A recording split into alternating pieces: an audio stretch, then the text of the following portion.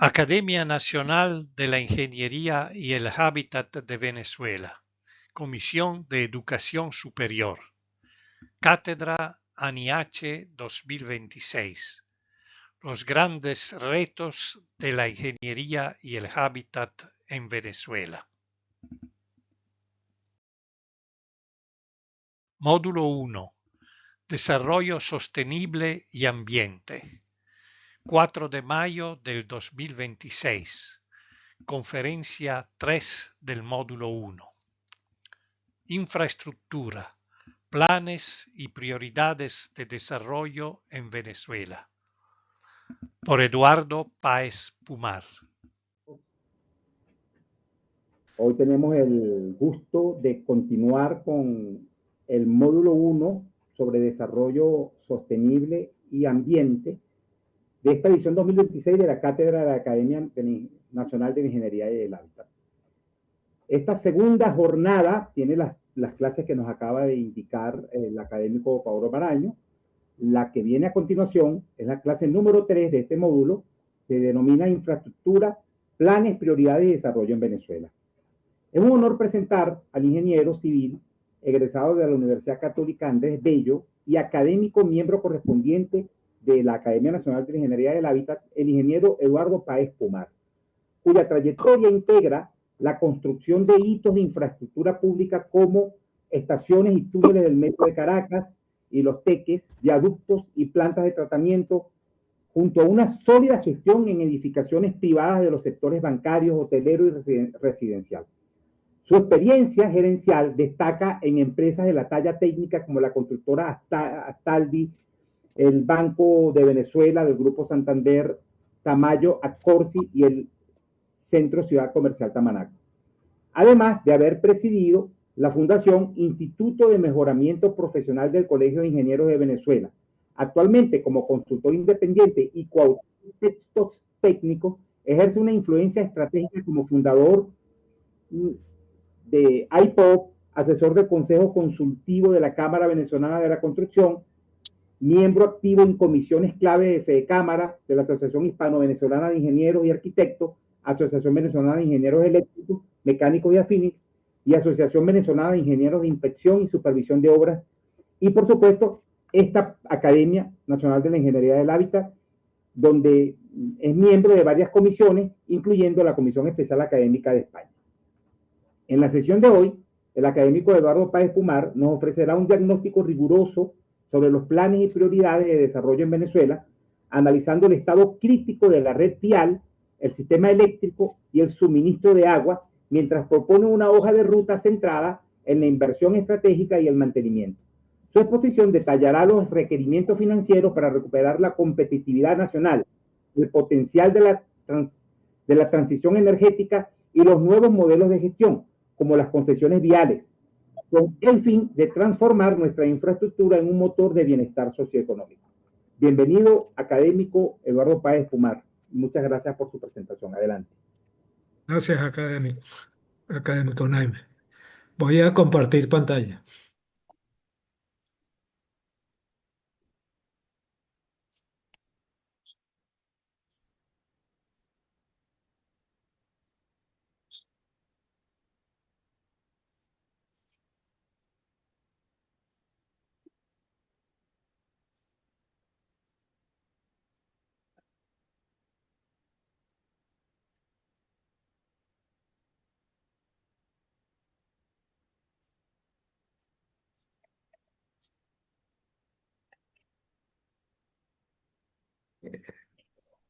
Infraestructura, planes y prioridades de desarrollo en Venezuela.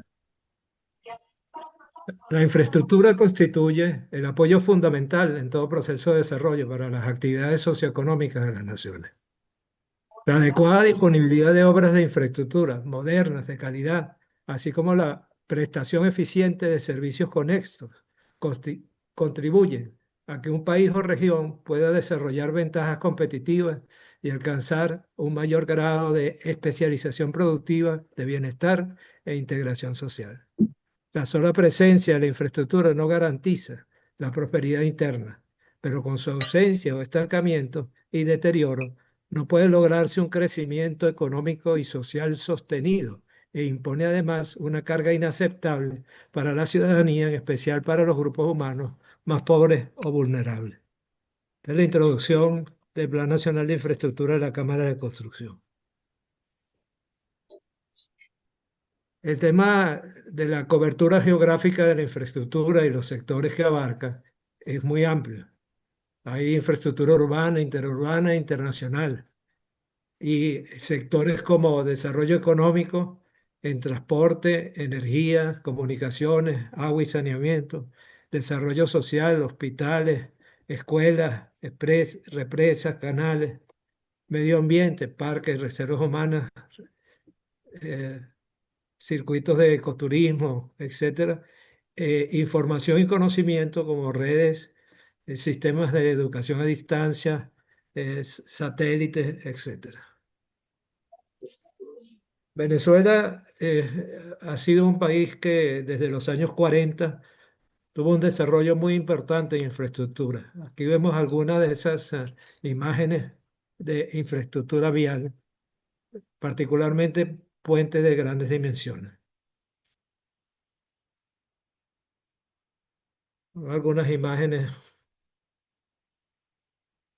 de puentes importantes que se han construido a lo largo del tiempo. Distribuidores viales, grandes distribuidores viales.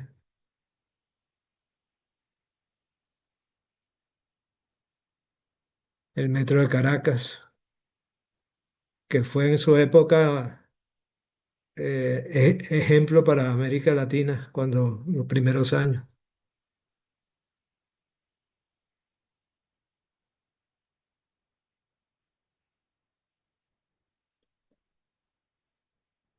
El Metrocable, el de San Agustín en Mariche, el Metro de los Teques, como infraestructura ferroviaria y metroviaria.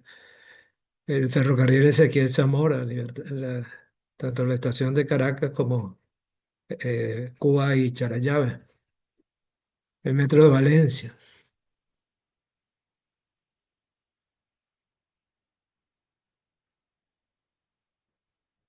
El Metro de Maracaibo. Infraestructura aeroportuaria, el aeropuerto de Maiquetía.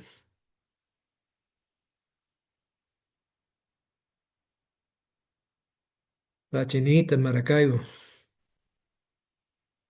Santiago Mariño, por la Mar en Margarita. Portuaria, Puerto de Contenedores de La Guaira.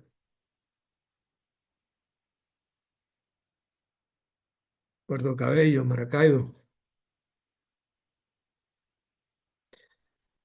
Con relación a los sistemas de transporte, podemos decir lo siguiente.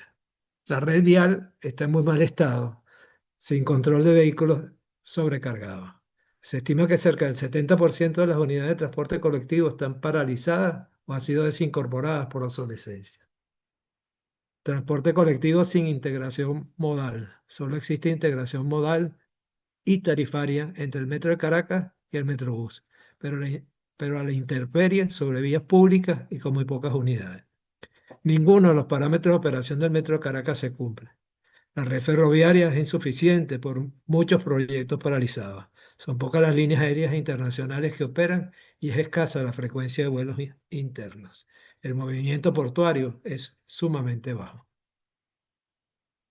No hay cifras recientes del ministerio que nos den una información actualizada de cuál es la verdadera red vial.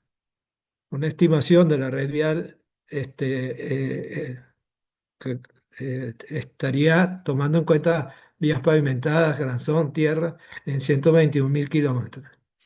En el año 2004 teníamos una relación de proporciones favorables con respecto a los países latinoamericanos, ya que teníamos 38 kilómetros cada 1.000 kilómetros cuadrados y teníamos 1,3 kilómetros cada 1.000 habitantes.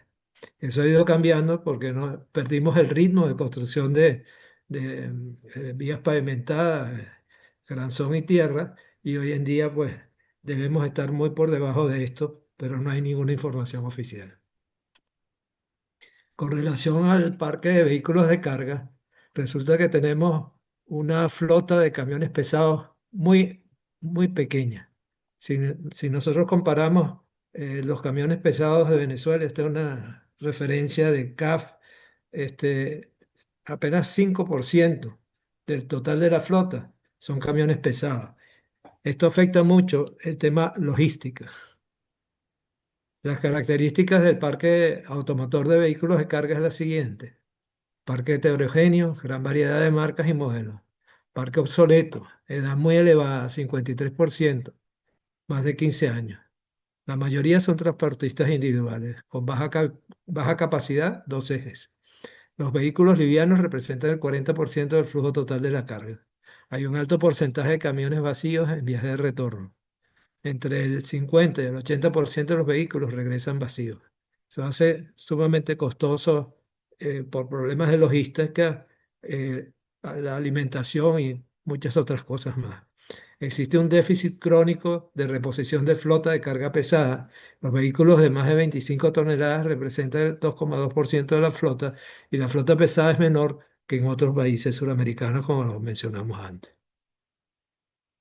A eso se suma que las pólizas de seguro son sumamente altas debido a que en Venezuela hay una mortalidad eh, mucho mayor que la mayoría de los países latinoamericanos.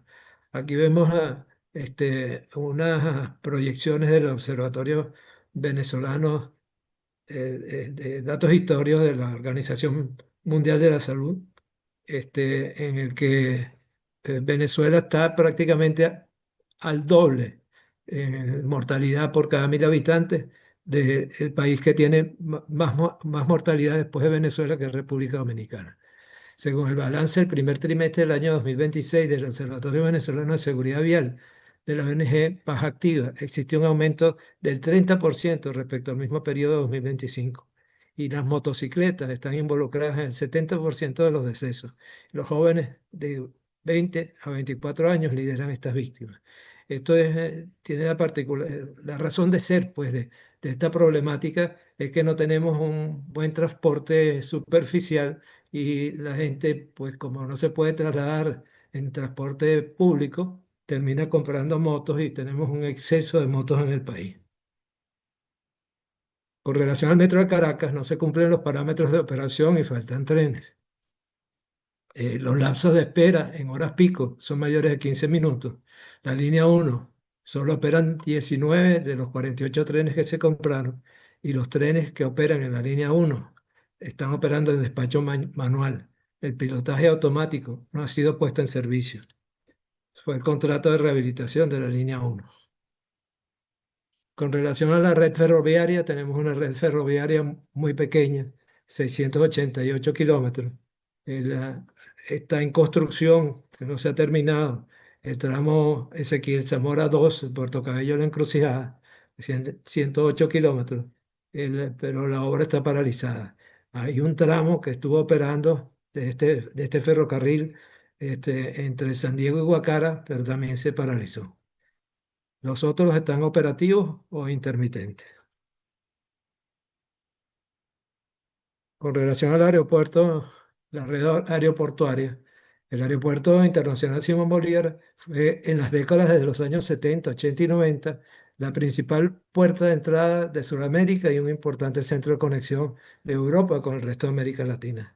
A partir del año 2000, los aeropuertos El Dorado y Bogotá, en Bogotá y Tocumen en Ciudad de Panamá, se convirtieron en los centros de conexión más importantes del norte de Sudamérica y del Caribe.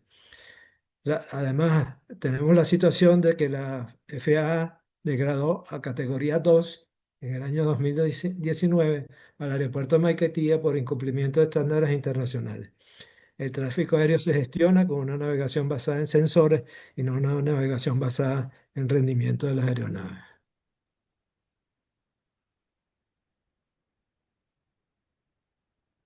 Hace más de 30 años que no se construyen nuevos aeropuertos y las ampliaciones de los aeropuertos existentes han sido muy limitadas.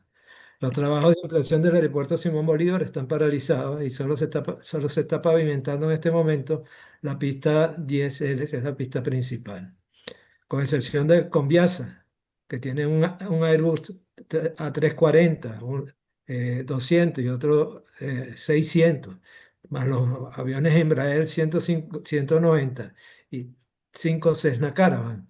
El resto de las aeronaves nacionales operan con aviones Boeing 737 Classic y McDonnell Douglas de los años 80. Para mayo del 2026 estarán operativas solamente 12 líneas internacionales. El gobierno venezolano todavía debe 3.800 millones a las aerolíneas internacionales. Entonces cobró Con relación a la red portuaria, hay problemas de calado, porque no hemos modernizado los puertos, ¿no? En Venezuela solo podemos recibir buques sub-Panamax.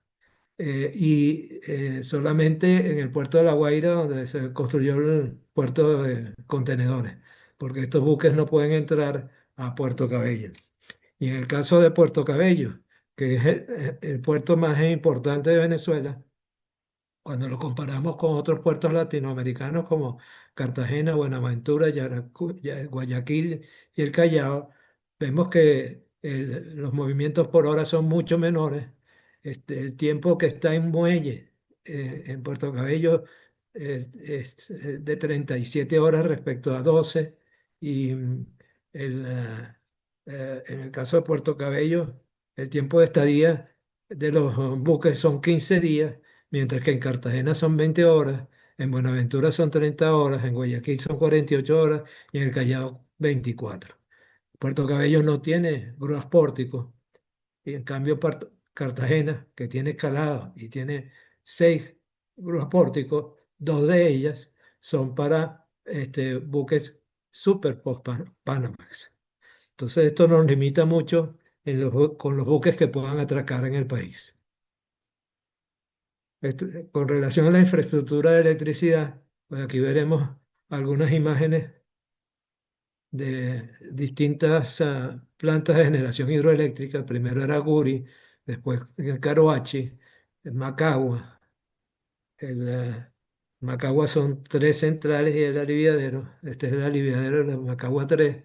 Y aquí una vista aérea de las 3 centrales y la laguna de Macagua. La que está a la derecha es la central hidroeléctrica José Antonio Páez. Y aquí tenemos San Agatón y La Vueltosa. Tenemos una red interconectada nacional sumamente importante. Grandes plantas de turbo vapor. En el caso de Planta Centro es la más grande de Sudamérica. Tacoa, Ramón Laguna. Y plantas de turbogás y ciclo combinado como Termozulia. Además de una planta de generación eólica en Paraguaná y una planta solar en Mérida, en el Vigía. Con relación al tema eléctrico, hay grandes diferencias entre la capacidad instalada que tiene el país y la demanda. Pero lo grave de esto es que la demanda es mayor que la disponibilidad actual de generación. Y esa situación es una situación que se ha convertido crónica desde el año 2009 hasta el 2026. Lo primero que hay que buscar resolver es que este hecho de que la demanda sea mayor que la disponibilidad. Con relación a la capacidad instalada, prácticamente estamos 50% y 50% termoeléctrico e hidroeléctrico, pero a la hora de generación hay alta disponibilidad, entre comillas, hidroeléctrica y muy baja disponibilidad termoeléctrica. Tenemos en línea 765 el Sistema Interconectado Nacional 2.247 kilómetros en 400 kilovoltios, 4.434 kilómetros y en 230 kilovoltios, 7.739 kilómetros. Eso suma 14.420 kilómetros en líneas de transmisión. Las líneas de transmisión tienen ciertas limitaciones, sobre todo saliendo de el Bajo Caroní en el estado Bolívar. eh, Actualmente pues tiene limitaciones de 6.000 megavatios. Y esas limitaciones, en la medida que se va a Occidente, se van complicando, particularmente en el Zulia, con el cruce del lago de Maracaibo. Debería llegar 2.600 megavatios, actualmente están llegando 500 megavatios.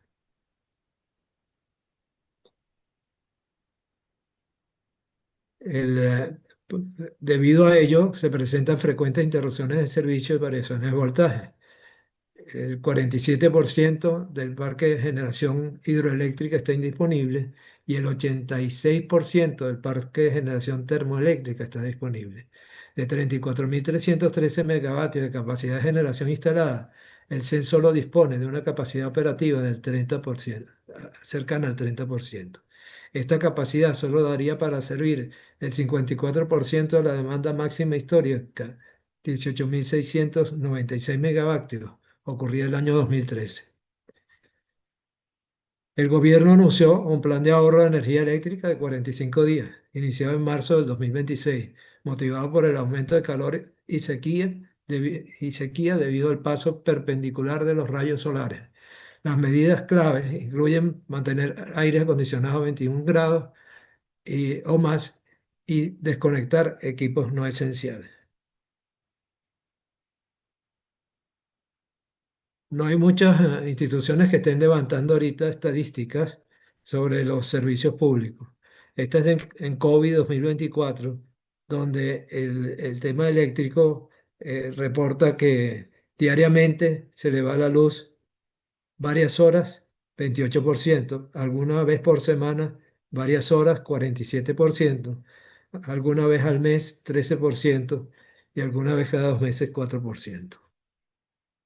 Con relación a la infraestructura de telecomunicaciones, se construyeron unas nuevas estaciones terrenas de control, una en El Sombrero, estado de Guárico, y la otra en Luepa, para comunicarse con el satélite Simón Bolívar, que fue el primer satélite artificial por propiedad del Estado venezolano. Fue lanzado desde China el 29 de octubre del 2008, pero actualmente está fuera de servicio.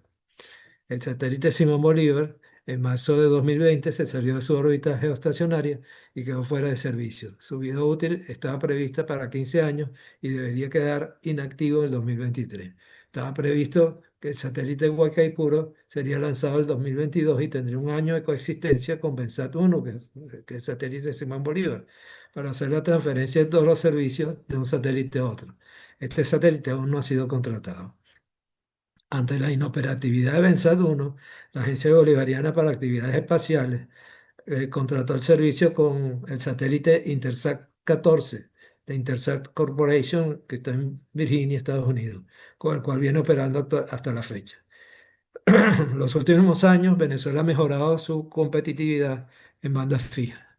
Aquí vemos el estándar global de velocidad de comunicación, tanto para descarga a nivel de comunicación móvil, que está en 109 megabits por segundo, como para descarga en banda fija, que está en 120,52 megabits por segundo.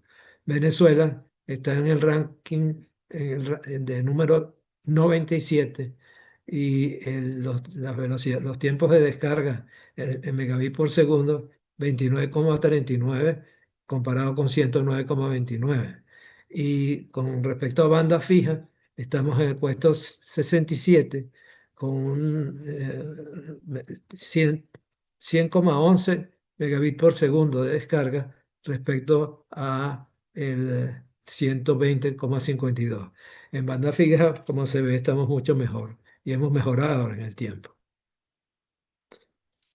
Aquí se ven las velocidades de descarga de Internet y vemos cómo Venezuela está a la par de la mayoría de los países africanos.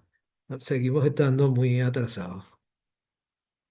Con respecto a la infraestructura de agua potable y saneamiento, aquí vemos algunas imágenes de lo que es Caujarito y el embalse de Camatagua.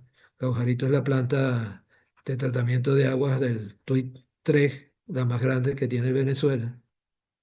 La cobertura en el país sigue siendo deficitaria. El promedio para agua potable es el 93%, el promedio para agua servida es el 78%. El Observatorio Venezolano de Servicios Públicos en agosto del 2021 indicaba que el 72,8% de la población en las ciudades encuestadas no dispone de servicio de agua potable de manera continua, y cuando hay suministro, el tiempo más común del que dispone del líquido es de 5 horas. Aquí vemos el COVID 2024 respecto al tema agua potable. Y algunos recibe agua potable algunos días por semana, 40%. Alguna vez por semana, 9%. Una vez por semana, 9%. Cada 15 días o más, 9%. Con relación a la infraestructura hospitalaria y salud, vamos a ver algunas imágenes. Aquí está el hospital universitario, que fue el primer hospital de 1.200 camas en el país, y tenemos hospitales importantes en cada uno de los estados. Algunas de estas imágenes pues muestran esos hospitales importantes en los estados. La encuesta en COVID 2024, cuando le preguntan la calificación de la calidad de salud pública en su zona, la gente menciona 47% regular, 32% mala, 16% muy mala. También hay edificaciones públicas de otro índice, de otro índole, como por ejemplo el Teatro Teresa Carreño, el Banco Central de Venezuela, Corte Suprema de Justicia. El, eh, la Cámara Mexicana de la Industria de la Construcción eh, levanta un análisis comparativo que lo llaman el semáforo latinoamericano de infraestructura. Aquí están las cifras hasta el 2019 porque no hay cifras a nivel de información pública, de competitividad, del World Economic Forum. Pero con estas cifras vemos cómo Venezuela en el año 2006 estaba en el puesto 84 y en el 2019 en el puesto 118. En la gráfica de la derecha se ve cómo estamos actualmente el puesto 118 es uno de los más bajos, es el más bajo de todos. Se hace competitivo a partir del puesto 77, y los más competitivos están siendo Chile y México. Con relación al tema construcción, en el 2013 el sector construcción representaba el 7,7% del Producto Interno Bruto del país. Actualmente estamos por debajo del 0,7% del Producto Interno Bruto del país. El World Economic Forum, cuando analiza el pilar de infraestructura, los fraccionan por sectores. Y esta es la comparación con países latinoamericanos. Venezuela pues está en el último lugar, y en infraestructura también pues tenemos un promedio de 46 como calificación en el último lugar. Pero ellos analizan carreteras, puertos, aeropuertos, energía eléctrica y agua.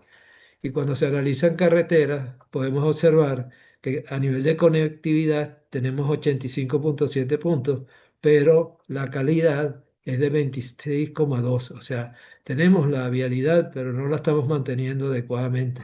Algo parecido se refleja en el tema de energía eléctrica. Electrificación, 98,9, mientras que pérdidas, 69,6. Igual ocurre con el agua. Exposición 87%, pero confianza 15,1%. Recientemente salió una información del ranking del Índice Global de Innovación, que tiene un componente de infraestructura. En el ranking del Índice Global de Innovación, Venezuela está en el puesto 136 de 139, y en el ranking de infraestructura está en el puesto 138 de 139. No estamos más bajos porque ellos analizan la huella de carbón y como tenemos mucha generación hidroeléctrica, pues tenemos bajo uso de carbón de energía a través del carbón. A partir del 2007 se empezaron a construir un gran número de obras públicas que se fueron paralizando. Aquí vemos algunas de ellas. El tercer puente sobre el Orinoco, el Tocoma, el sistema ferroviario Ezequiel Zamora 2, cardiológico de adulto Montalbán. Cuando uno analiza el monto pendiente por ejecutar, quedaron sin ejecutar el 55% de lo contratado. En ese periodo de tiempo se contrataron 122.000 millones de dólares en obras, de los cuales quedaron pendientes por ejecutar 67.800 millones de dólares en obras. Aquí no se incluye el tema de vivienda y otros tipos, que es el 55%. Transporte, petróleo y gas son el 81% de este monto pendiente. Sin embargo, Transparencia Venezuela hizo un levantamiento mucho más amplio en el cual tomó en cuenta las obras que ni siquiera se iniciaron, pero que se anunciaron, y se llega a 316.000 millones de dólares.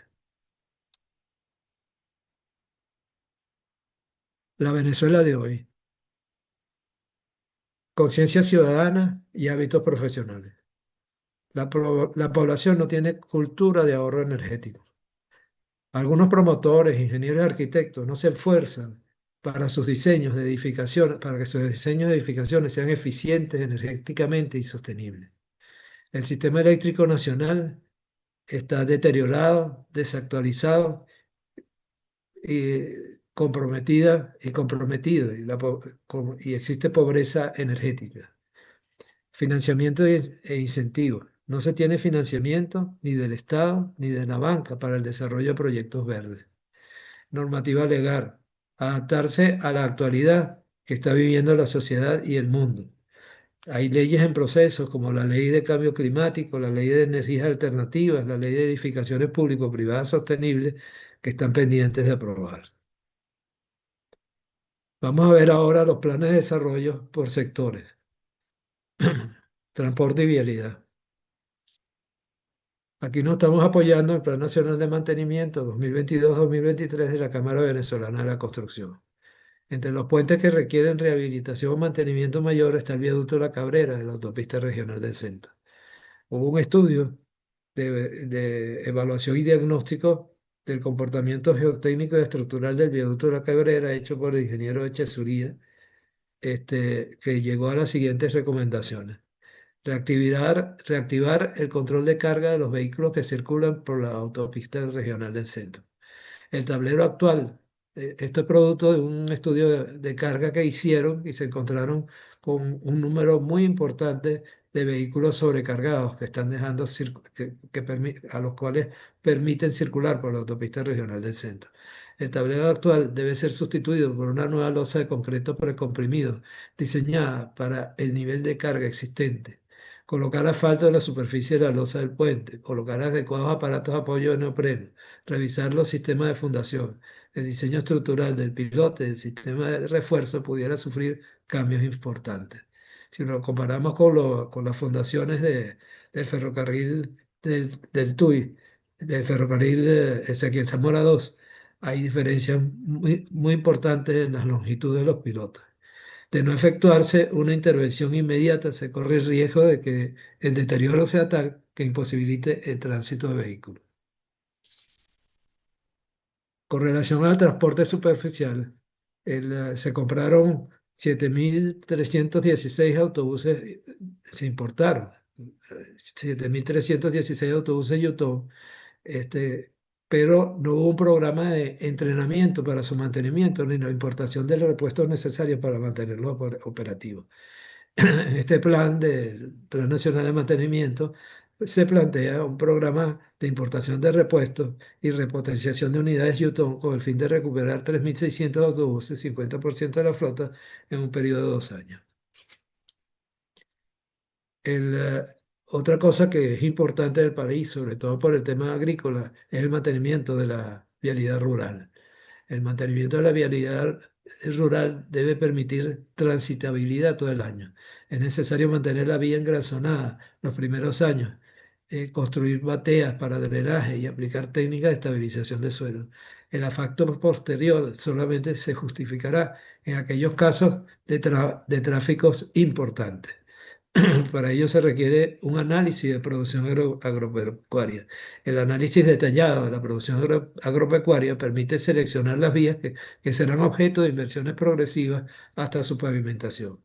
Este proceso de mejora a las vías engrasonadas se realiza con un programa de inversión a 5 años por niveles de ejecución, que es lo que vemos en la esquina izquierda superior.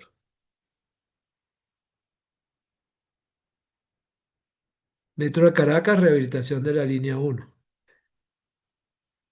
La contratación que se hizo de rehabilitación de la línea 1 quedó incompleta.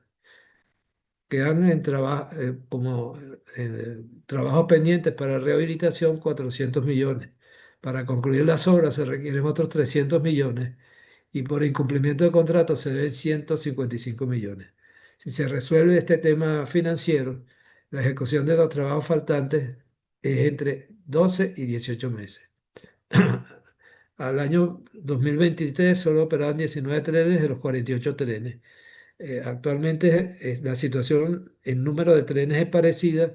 Han pintado de nuevo algunos trenes y los han mejorado internamente, pero la situación no difiere mucho de lo que era el 2023.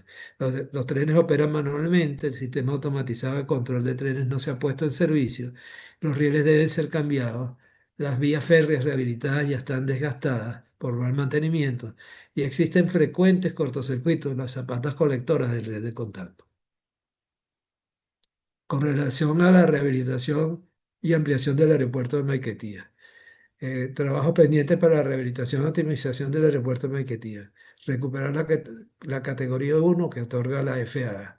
Hay que hacer una actualización de los sistemas tecnológicos de seguridad operacional y control de datos para implementar servicios de navegación aérea basada en rendimiento de las aeronaves. Actualmente, pues, como se sigue trabajando con la aproximación directa del IFR, un 757 que viene detrás de un ATR-42 tiene que mantenerse a la velocidad del ATR-42 hasta que aterrice. Y la separación son de 4.800 pies. Con el sistema que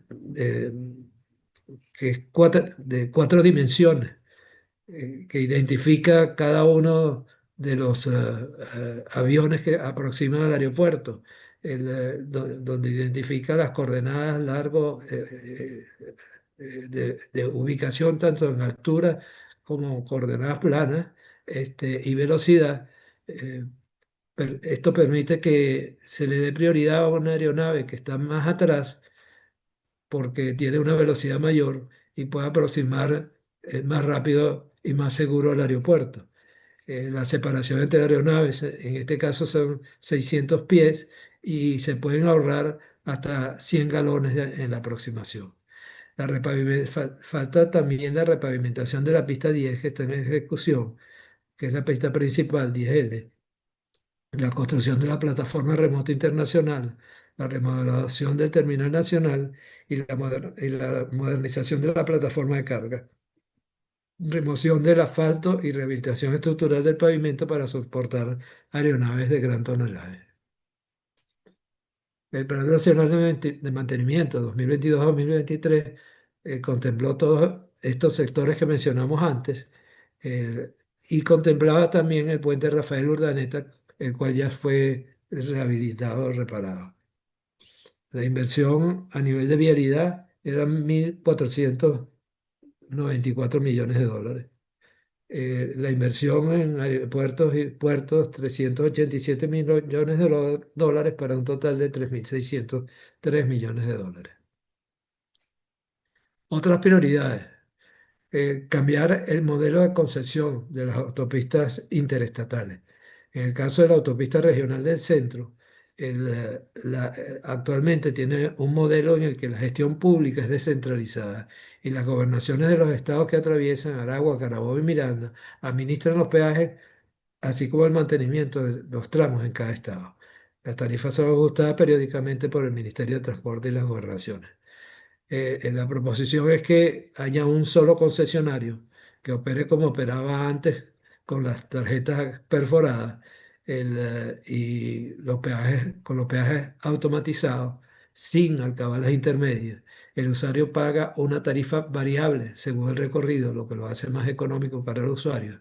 Peajes de entrada y control de carga de camiones. Con el control de los camiones, controlamos la situación del viaducto de la Cabrera y otros puentes importantes, y que incluya la concesión, la reparación del viaducto de la Cabrera. Esta sería una solución para financiar la reparación de la Cabrera. Algo similar se propone para las autopistas José Antonio Páez. En este caso atraviesa Portuguesa, Cogea y Barinas. El, el, Aquí tengo un error porque no incluye la reparación del viaducto de la Cabrera. Pero lo importante en este caso es que se eliminan todas esas alcabalas intermedias que generan muchos problemas.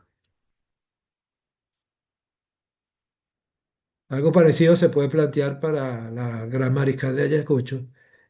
Por ahora, el único estado donde hay peajes es en Anzoátegui, a diferencia de las anteriores que cada estado que cruza tiene peaje. Agua y saneamiento.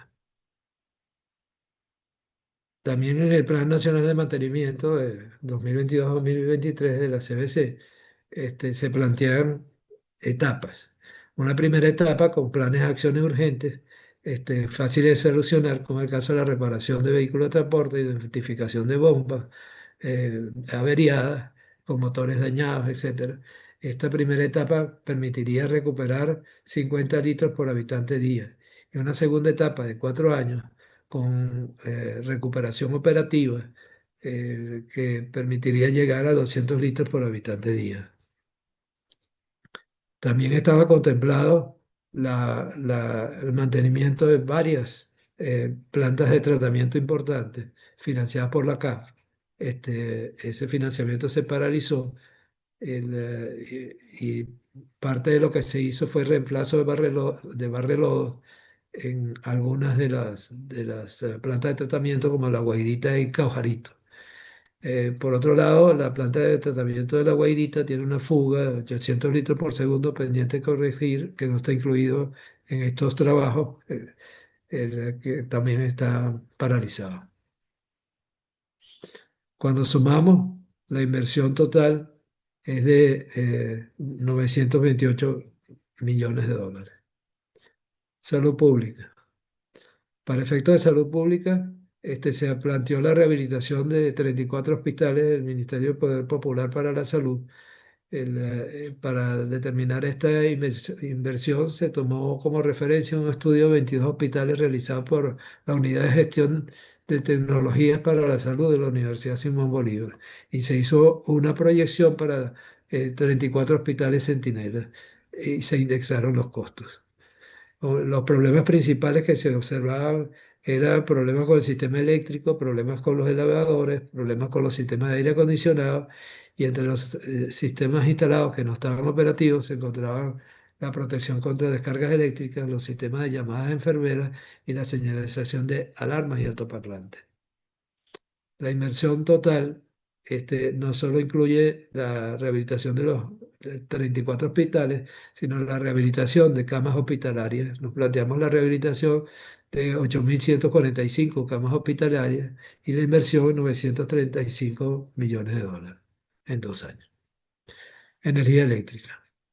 Con relación al tema energía eléctrica, que es el tema más importante en este momento, en vez de tomar la información del plan, el plan de mantenimiento de la Cámara de la Construcción, tomamos la información de un plan que hicimos al siguiente año, en el 2024, que se llamó Plan de Estabilización de Energía.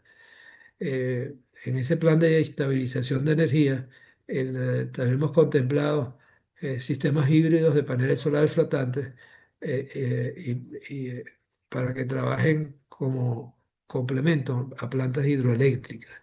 El, eh, en el caso, por ejemplo, de la Vueltosa, que son las plantas hidroeléctricas de los Andes, que regularmente en épocas de sequía tienen una demanda muy alta y terminan secándose, se pueden montar sistemas fotovoltaicos flotantes que permitirán eh, generar energía a través de la misma red de la central hidroeléctrica y eso permitirá reducir la demanda hidroeléctrica y mantener eh, en parte el nivel de reserva de agua de la central hidroeléctrica. Con relación a la generación termoeléctrica, para analizar qué plantas termoeléctricas a gas, que planteamos que debían ser solamente turbogás, sobre cuáles plantas actuar.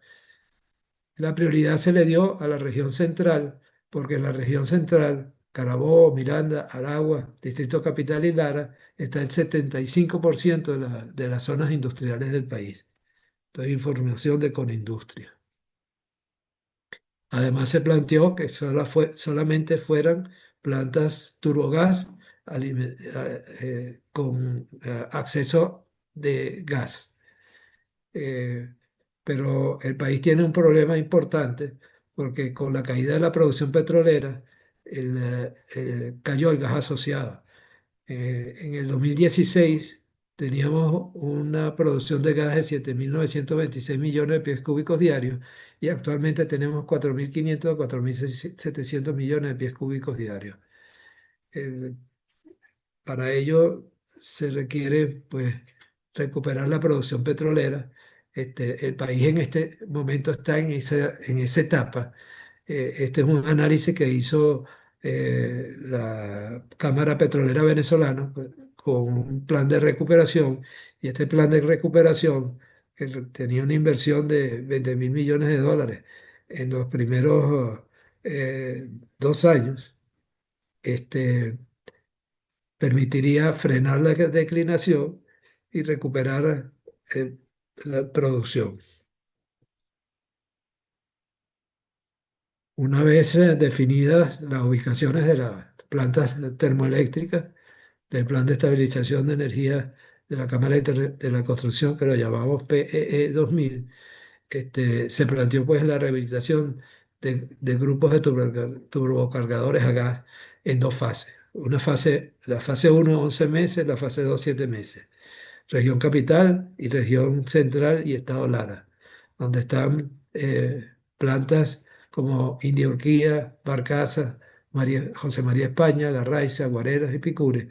Y en la región central y el Estado Lara, José Félix Rivas, La Cabrera, Pedro Camejo, Barquisimeto, Termo Carabobo y Juan Villegas. La inversión total es 563.000 millones de dólares. Crecimiento de la generación eléctrica. El crecimiento de la generación para los próximos años debe estar basado en el uso de fuentes de energía renovables, a ser integradas al sistema eléctrico nacional para mejorar su operación, considerando dentro de las energías renovables la energía termoeléctrica a gas y en particular los ciclos combinados. Fuentes de energía renovables a incorporar serán energía hidroeléctrica, energía termoeléctrica con uso intensivo de gas natural, tanto para la selección de plantas a ser recuperadas para estabilizar el sistema como para la nueva generación.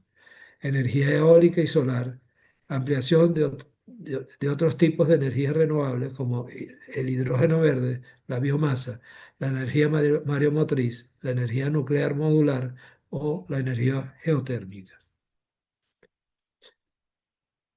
Con relación al sistema eléctrico, pues también estamos proyectando escenarios de crecimiento. Estos escenarios de crecimiento los llevé a una presentación que hice el 5.º día de la hidráulica en la UCAP en octubre de 2024, donde para establecer escenarios, pues se analiza cómo creció Venezuela entre el 98 y el 2013, que crece casi un 4%. Después del 2013 hubo una caída inmensa, un descenso muy grande, pero del 2019 al 2023 también hubo un crecimiento que llegó a ser del 5,2%. Básicamente nos planteamos escenarios entre 3 y 4%, pero dándole prioridad al de 4% interanual. Con un 4% interanual, este, podemos plantear que Micrófono, a ver si será algo aquí como un micrófono. podemos, Video. hay alguien que está, podemos plantear que partimos en el año 2025 con una demanda de 14.150 megavatios y a los 15 años, estamos proyectando a 15 años, la demanda esté en 29.290 megavatios. Eso sería un crecimiento en 15 años del 100% a un 4% anual. Para efecto de ello, nos planteamos que deberíamos tener una capacidad instalada de 41.000 megavatios y una disponibilidad que esté en el entorno de los 4.850 megavatios. Se plantea también la desincorporación de varias de las plantas como Tacoa, Ramón Laguna y otras termoeléctricas, 4.540 megavatios. Entonces partimos de una capacidad instalada, después de desincorporar esas plantas, de 29.774 megavatios. Y vamos a ir describiendo las plantas que se irán incorporando en el tiempo. Por un lado, completar los programas de nuevas plantas termoeléctricas que no están terminados, como Termozulia, que sería el ciclo combinado Termozulia 3 y Termozulia 4, la termoeléctrica de Occidente Bachaquero e India Urquía en el sitio ciclo combinado. Aquí hay 970 megavatios. También se plantea terminar Tocoma, 10 turbinas de 2.160 megavatios y varios proyectos importantes que se han quedado en el tiempo, como es el sistema hidroeléctrico Uribante de Caparo, en el cual faltan los embalses Las Pajuilas y Doradas y las centrales hidroeléctricas La Colorada y Las Pajuilas. También estamos agregando el desarrollo hidroeléctrico del río Capaz en el estado Mérida, al sur del lago de Maracaibo, que son 500 megavatios. Y estamos agregando la planta hidroeléctrica de almacenamiento por bombeo de Las Palmas, La Majagua, estamos hablando por Portugués y Cogede, 2.000 megavatios. La central hidroeléctrica Tayucay, a la cota 360, que tiene una capacidad de 2.450 megavatios y tiene la particularidad que no afecta la zona de Canaima ni el Salto Yuri. La laguna de Canaima queda libre. Adicionalmente estaría el desarrollo hidroeléctrico El Infierno, el río Orinoco.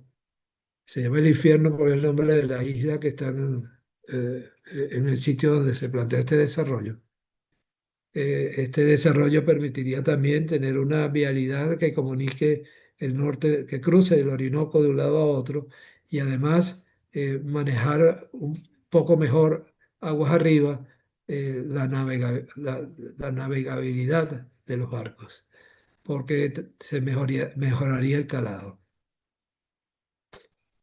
Con estas nuevas plantas termoeléctricas también hay que construir redes de transmisión. Entonces se están contemplando las redes de transmisión adicionales para comunicar estas nuevas plantas hidroeléctricas con el sistema interconectado nacional.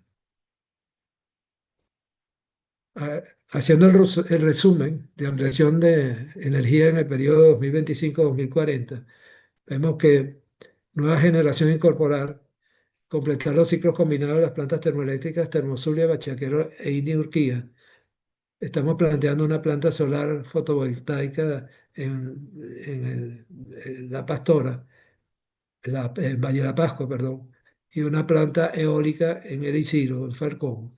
construir otras obras civiles electromecánicas de la central Tocoma, concluir las obras civiles para tener las 10 turbinas en operación, construcción del desarrollo de las Doradas Camburito y Agualínea Las Doradas. Esto es lo que estábamos hablando el sistema Orivante Caparo, lo que falta del sistema Orivante Caparo.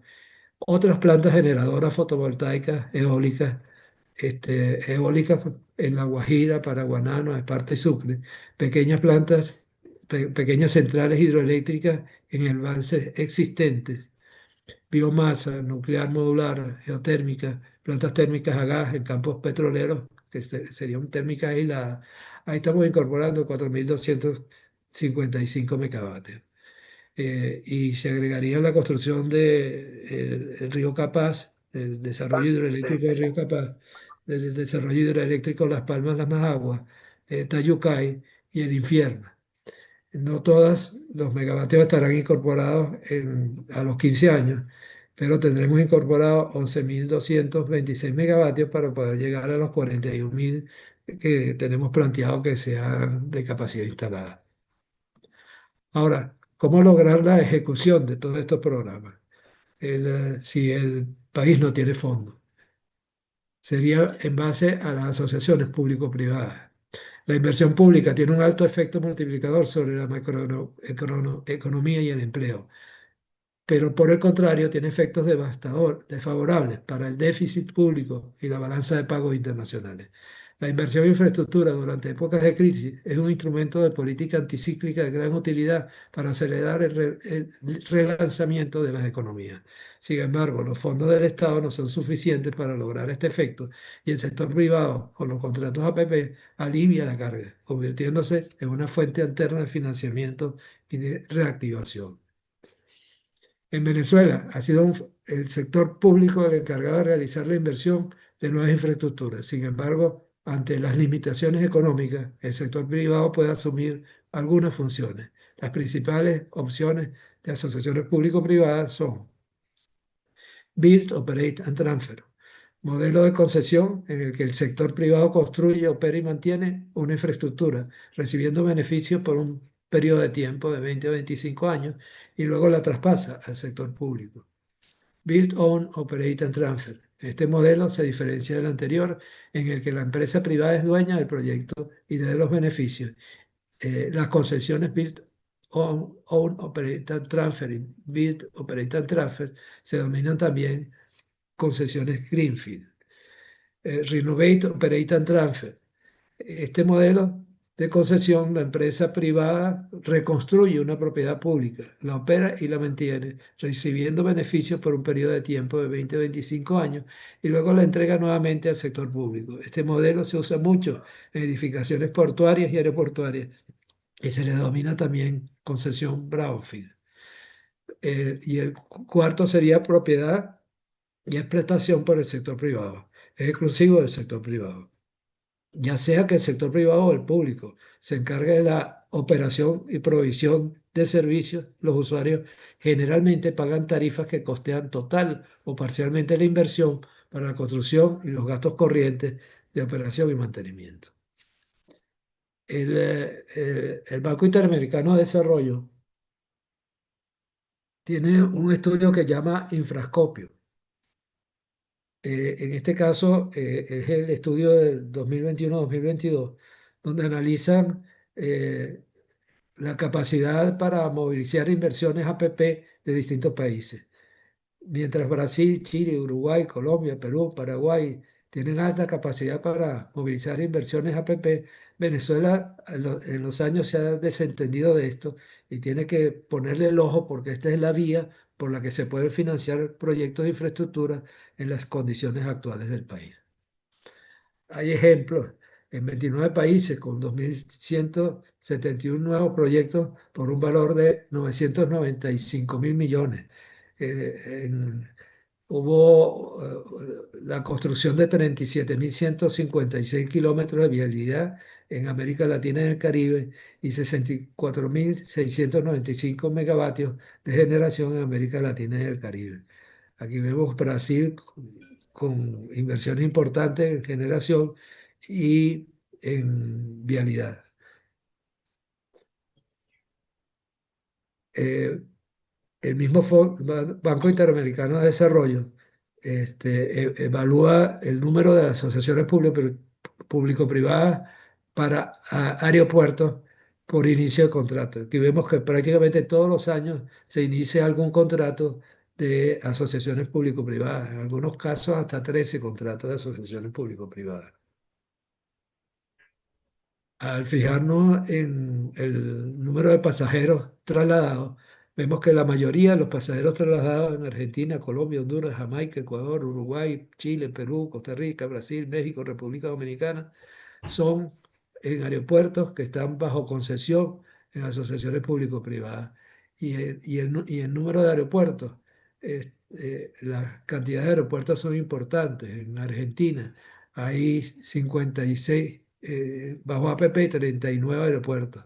En Colombia 19, en Perú 18, en Brasil 29, en México 36.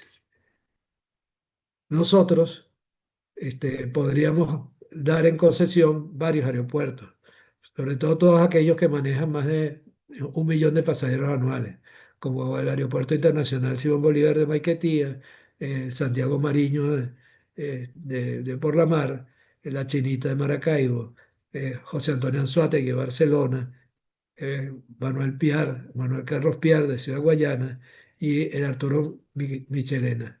El Arturo Michelena no maneja el millón de pasajeros anuales, pero es el aeropuerto, es el principal aeropuerto de carga del país.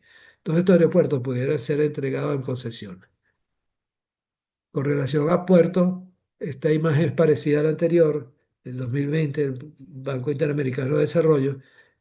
Como se puede ver, todos los años hay nuevas incorporaciones de asociaciones público-privadas y hay varios años que son 7 nuevas concesiones de asociaciones público-privadas.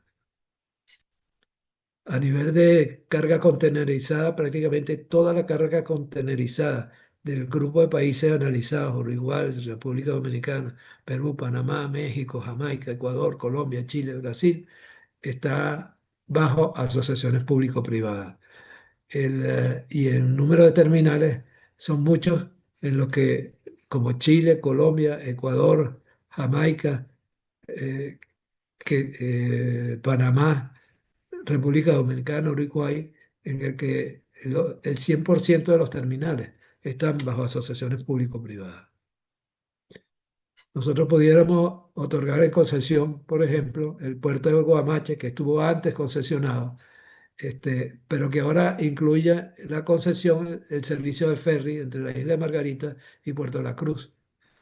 El planteamiento aquí sería otorgar una concesión tipo Renovate Operate and Transfer, que incluya la rehabilitación del puerto del Guamache, la rehabilitación de los terminales de pasajeros del puerto del Guamache y el terminal Eulalia Burós, la habilitación del Guamache para recibir cruceros internacionales, que lo recibió por algún tiempo, y la incorporación de ferries para pasajeros de carga con capacidad acumulada de 10.000 asientos para pasajeros y 2.500 vehículos.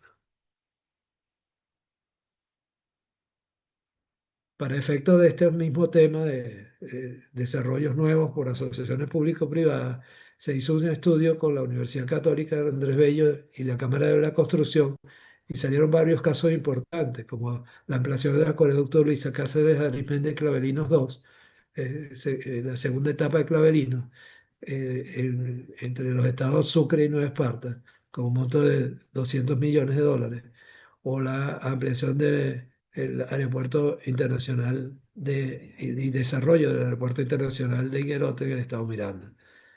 Hay varias vías alrededor del lago de Valencia, el ferrocarril nororiental entre Puerto Ordaz y el puerto de aguas profundas en Sucre, etc. Como hemos visto en este estudio, la infraestructura del país se ha venido deteriorando y se han acumulado las inversiones de reconstrucción y rehabilitación debido a la falta de un adecuado y sistemático mantenimiento. Se hace imperativo el rescate de la infraestructura existente para generar competitividad y para respaldar el crecimiento que conduzca ante un cambio de políticas públicas, a la recuperación de los sectores industrial, comercial, servicios públicos, salud, agricultura, agrícola y pecuario, turismo, etc. La inversión del sector construcción será de gran relevancia para la recuperación económica del país, ya que contribuirá a respaldar las necesidades de crecimiento, crear empleo y fomentar el consumo. Estas inversiones fomentarán también el crecimiento de las industrias proveedoras de insumos y generarán efectos multiplicadores sobre la cadena de valor. Gracias.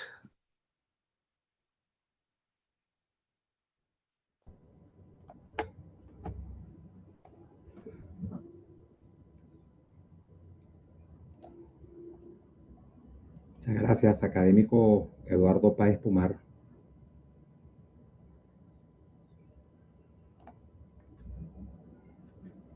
Agradecemos profundamente por esta radiografía precisa y muy necesaria, que mostrando datos contundentes nos enfrenta a la realidad de nuestra infraestructura.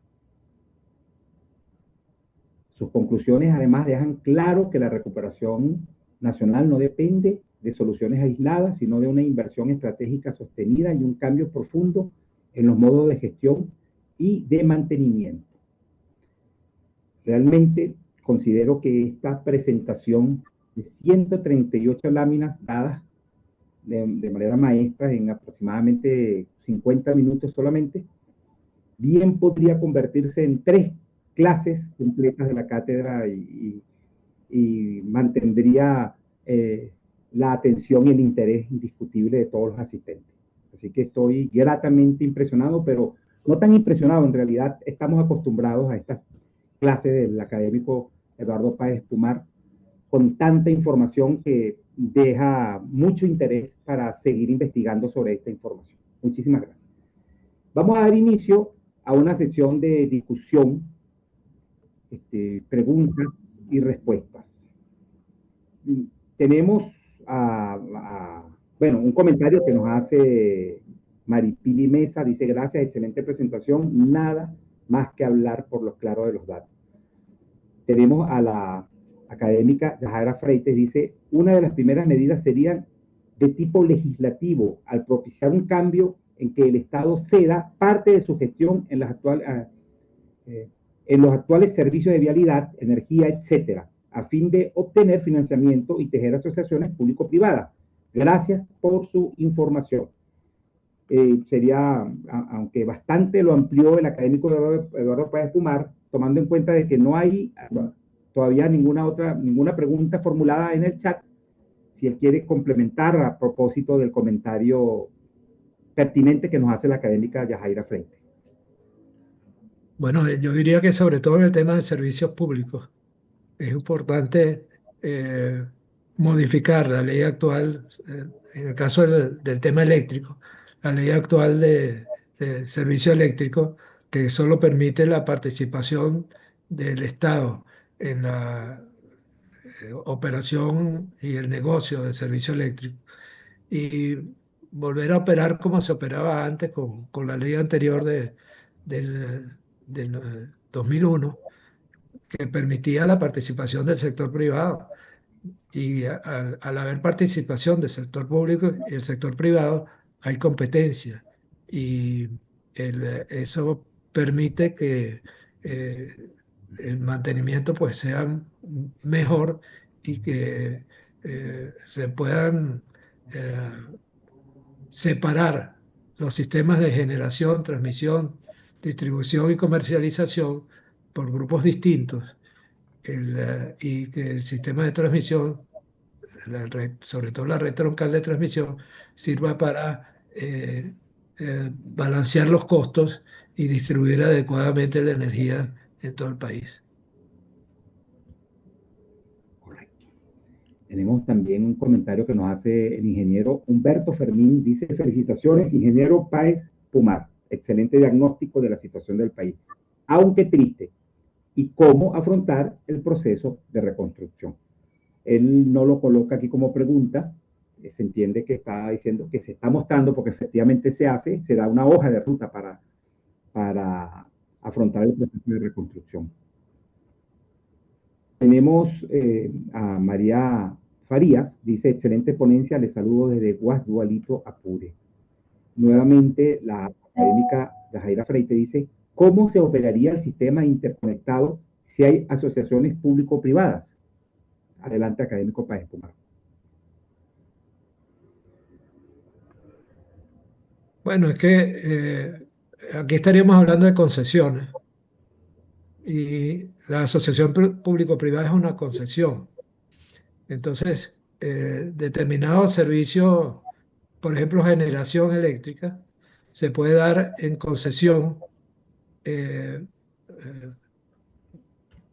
brownfield, en la que se recupere, por ejemplo, todas las plantas de la electricidad de Caracas y se haga una concesión sobre la operación de esas plantas por un periodo de 20 a 25 años y operaría igual como operaba la electricidad de Caracas cuando era privada, pero por ese periodo de concesión. No habría mucha diferencia. Muy bien. Tenemos al ingeniero Joel Trujillo, que dice, doctor, muchas gracias por su exposición. Me parece muy importante cómo usted ha mostrado que la crisis de la infraestructura en Venezuela no se limita a un solo sector, sino que atraviesa transporte, electricidad, agua, salud, telecomunicaciones, gas y productividad. Desde Ecuador, aunque nuestra realidad no es igual a la venezolana, también tenemos señales que deberían ser tomadas como advertencia: necesidad de mantenimiento vial, vulnerabilidad eléctrica, presión sobre la infraestructura hospitalaria, limitaciones presupuestarias y una baja posición en indicadores de innovación y competitividad.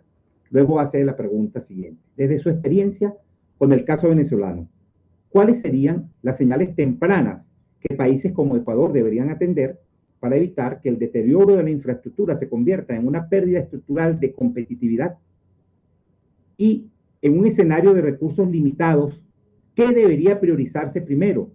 ¿El mantenimiento y rehabilitación de la infraestructura existente, la recuperación institucional y normativa o la inversión en nuevos proyectos de desarrollo? Hay dos preguntas. Adelante, académico Eduardo Páez Pomar. Bueno, esos indicadores son diferentes en cada caso, ¿no? Por ejemplo, en el tema eléctrico, cuando empiezas a ver interrupciones de servicio, e incluso antes de las interrupciones de servicio, cuando empiezas con nuevos desarrollos, a solicitar la conexión de un servicio nuevo y te dicen, no tengo disponibilidad para el servicio nuevo, o quieres hacer una ampliación de carga y te dicen, no tengo disponibilidad para ampliar la carga, aunque no estén existiendo interrupciones de servicio a nivel nacional o local, el hecho de que no te puedan suministrar el servicio para ampliaciones de carga o para carga nueva, te dice que el sistema empieza a colapsar. Con el agua es evidente las interrupciones de servicio, pero también puede ser por calidad del agua. Entonces, en cada sector es diferente. Ahora, yo no compararía obras nuevas con mantenimiento. El mantenimiento es necesario y debe ser constante. Desde luego, cuando tú tienes una infraestructura que es para determinada demanda poblacional y determinada demanda industrial, pero resulta que crece la industria y crece la población, entonces hay que pensar de proyectar a 5 a 10 años, tomando en cuenta la proyección de crecimiento de la demanda, sea agua, sea electricidad, sea vialidad, sea transporte, sea etcétera, ¿no? Yo lo que recomiendo es que se hagan esas proyecciones en el tiempo, de manera de no estar improvisando a última hora. Muchas gracias. Tenemos al académico Armando Hernández. Dice, académico Pomar, felicitaciones por tan detallada y actualizada información. Informa que él se conectó comenzada su charla y no vio detalles sobre la situación de infraestructura para el desarrollo agrícola agroalimentario del país.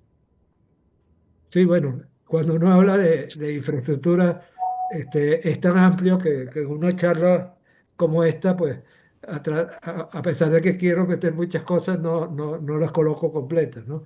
Eh, el tema agroalimentario está muy relacionado a la disponibilidad de agua. El, mencionaba aquí el tema, por ejemplo, de agua potable.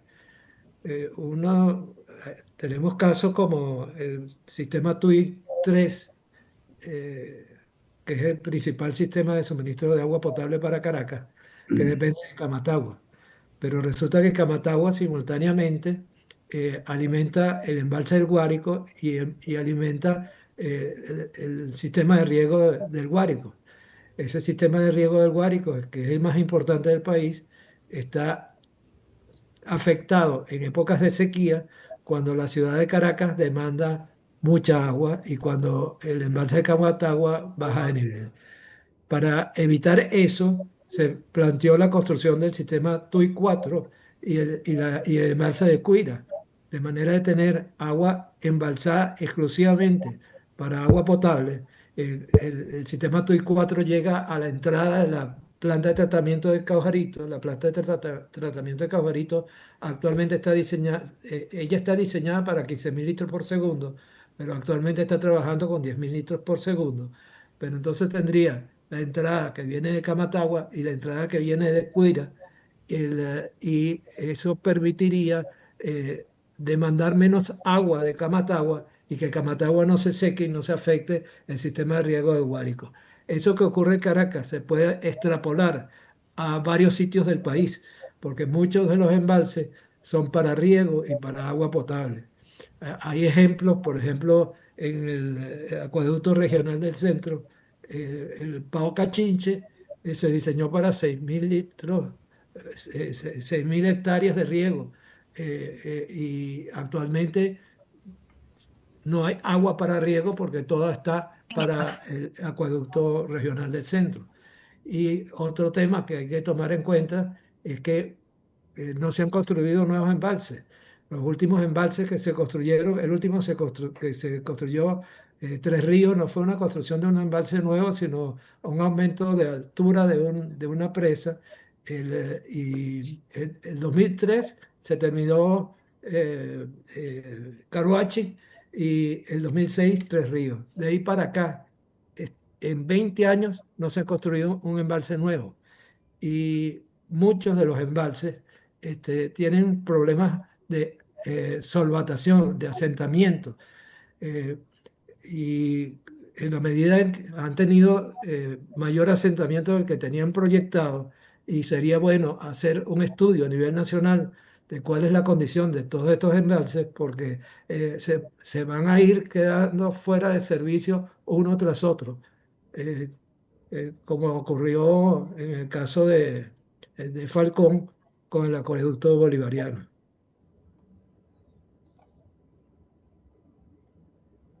Tenemos la ingeniero Sandra Álvarez, dice: felicitaciones académico Páez Pumar, excelente presentación. El ingeniero Eduardo Llanes: muy buenas tardes a todos y felicitaciones al académico Páez Pumar por tan valiosa presentación. Dada la radiografía mostrada, la necesidad de recursos para invertir en recuperar lo existente y extender obras en otros casos, casi que la opción es adoptar las asociaciones públicas-privadas en tantos sectores como sea posible, lo que por supuesto implica cambios y modificaciones en el marco jurídico. Y pregunta: ¿cuál sería la hoja de ruta para promover las asociaciones público-privadas y las normas que de allí se deriven ante las instancias que correspondan? Bueno, ahí vuelvo otra vez al tema de los sectores. Hay sectores donde se pueden contratar asociaciones público-privadas bajo las normas actuales y sectores donde no. El caso eléctrico, pues, es uno de esos sectores en los que no se pueden contratar asociaciones público-privadas. Pero el sector transporte, eh, lo vemos en las concesiones viales, que viene siendo en la práctica algo similar de una asociación público-privada. Este, y eso se puede extender a distintos temas. Por un tiempo estuvo concesionado el puerto de La Guaira como una asociación público-privada. Actualmente no lo es, pero estuvo concesionado hasta hace 3 años. O sea que hay varios ejemplos de operación de asociaciones público-privadas con las leyes actuales.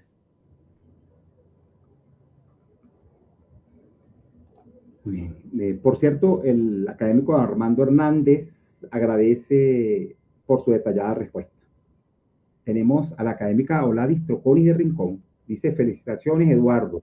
Excelente presentación con un gran contenido que espero muy pronto se empiece a ejecutar y se realicen adecuadamente. Tomando en consideración que la agresividad de nuestro país es muy alta. Recuerdo las plantas eólicas, entre otros ejemplos, los cuales se instalaron sin tomar esto en consideración y empezaron a deteriorarse a muy temprana edad. Gracias por compartir tu experiencia en la materia. Hablando pues del tema de durabilidad y el tema de patología, el tema de deterioro de los materiales, etc. Bueno, con relación a los dos proyectos eólicos, el de Paraguaná y el de La Guajira, yo creo que son viables. Hubo varios problemas. Por ejemplo, el de La Guajira eran equipos de IMSA y la empresa esta, Industria Metalúrgica Pescarbona, tuvo problemas financieros, no hubo repuestos y por parte de Corpoelec no hubo el mantenimiento adecuado y dejaron desvalijar todo este grupo de generadores eléctricos de La Guajira. Y en el caso de Paraguaná, actualmente están funcionando algunos de ellos, pero también hubo un abandono por un tiempo en la operación y mantenimiento de los equipos. O sea, en muchas partes del mundo hay generación eólica, no solo onshore, sino offshore, sobre el mar, y estos generadores están adecuados para soportar las acciones de oxidación de zonas altamente comprometedoras al deterioro por oxidación. Muchas gracias, académico Eduardo Páez Pomar. Definitiva una clase que no... Quiero comentar, Wagner, que el proyecto de La Guajira era un proyecto de 12.000 megavatios. Una etapa onshore y una etapa offshore.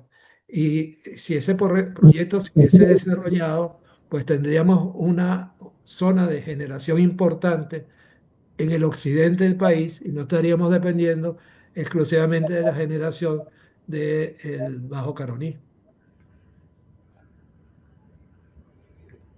Bueno, con este último comentario estamos despidiendo la primera clase de la segunda sección del módulo 1 de la cátedra de la academia en su edición 2026. Realmente impresionante la información por parte de la Comisión de Desarrollo Nacional de la academia.